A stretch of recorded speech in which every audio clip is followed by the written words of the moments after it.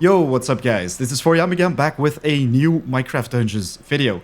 Yesterday, on the 24th of February, we got our hands on a new update, the Flames of the Nether DLC, which also brought us 6 new levels, including a fixed Apocalypse Plus and the Ancient Hunts. I think the Ancient Hunts are currently by far the best new feature we got our hands on, and the cool thing is, it is entirely free. Many of you guys also had questions about the DLC itself. Which artifacts can we get our hands on right now? So I'm going to cover every single one of them today. I'm going to show you all the artifacts, where you can get your hands on them, and of course also how they work. So guys, let's get right to it.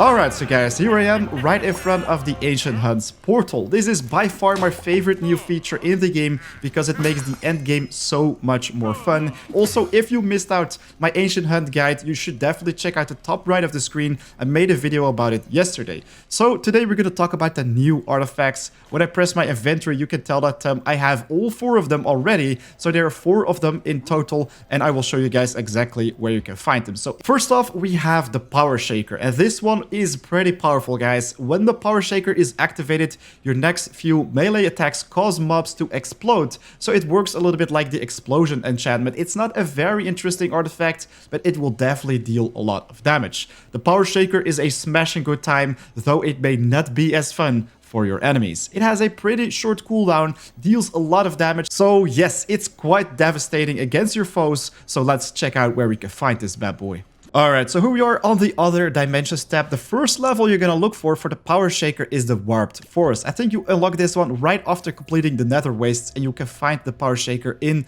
the loot table right there. The next level is a secret one, and I think it's also considered to be the final level, the Nether Fortress. You can also find the Power Shaker right there.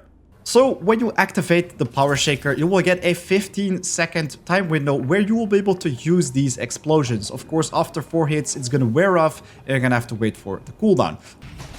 I think the Power Shaker is a smashing good time, just like the description suggests, but at the same time, it is not very powerful, so I don't recommend putting this one in your higher Apocalypse build.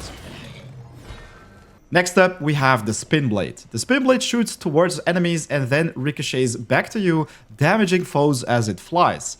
Deals quite some artifact damage and has a very short cooldown, so I think it would be very awesome to play with this one with a cooldown reduction build. This whirling weapon spins across the battlefield, slicing through enemies in its path. When you open up the Other Dimensions tab, the first level where you'll be able to find the Spinblade is the Nether Wastes. It has a 25% chance to spawn right here, and then we also have one dropping on the Basalt Deltas. I think this is definitely the place where you want to farm for this bad boy, because it has a higher chance to drop at the end of the level, because of course there are less artifacts in the loot table. The Spinblade definitely looks really cool when you throw it, so it also travels pretty far, and if you combine it with some cooldown reduction or even use multiple of these Spinblades, you can just spam these bad boys, and I think that is great fun. So let's test them out in combat. I think they aren't very powerful, and of course you're gonna have to be careful with this terrain, because then the Spinblades will simply travel underneath it, which isn't very interesting.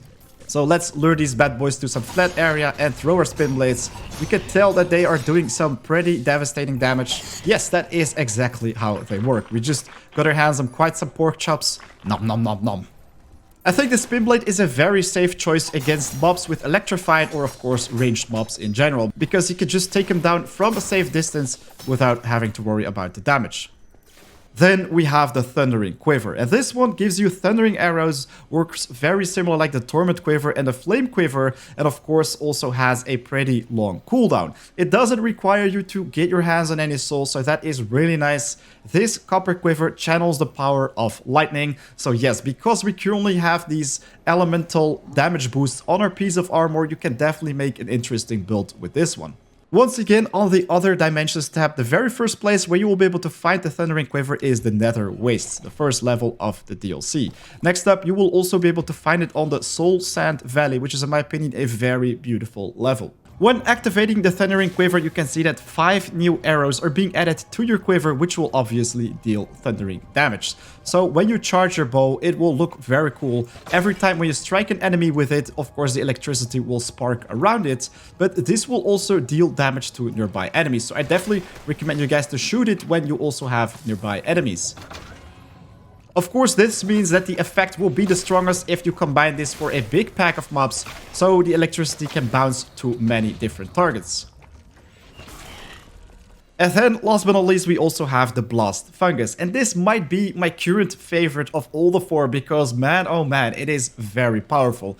Each fungus rolls in a different direction, then explodes and deals damage. Deals quite some artifact damage, guys, and seriously, the cooldown is very low on this one. Combine this with some cooldown reduction and you get yourself a killer artifact.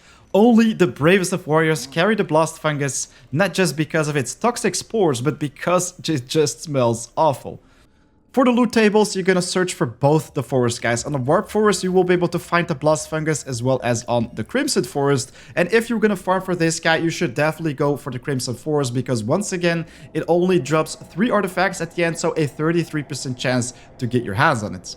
So, for the Blast Fungus, as the name suggests, of course, you want to be in blast radius for it to be effective. But then again, if you combine this with some cooldown reduction, actually take 3 of them at the same time, this will deal tons and tons of damage.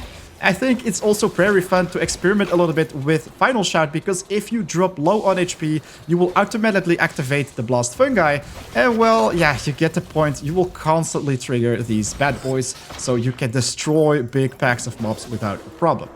Alright, so guys, that's pretty much everything you need to know about the new artifacts coming with the Flames of the Nether DLC. Some of them are really fun to play with, while others are, in my opinion, not very powerful, but just search for the perfect artifact for your build and I think you will definitely find a very strong combo. Guys, a big thanks for watching. Definitely make sure to hit that like button if you enjoyed watching this one, as it helps me out a lot, as well as many people who are looking for a guide like this one. And of course, if you are new to the channel, make sure to subscribe because there is so much more Minecraft dungeons coming your way. Also, a special thanks to my members who are currently supporting the channel. If you are also interested in that, get your hands on some exclusive perks and even show your name in every single outro of my videos, you should definitely check out the join button. Anyways, all my other links, my social links, etc. are in the description. So guys, I'll see you guys very soon. Take care. Till next time.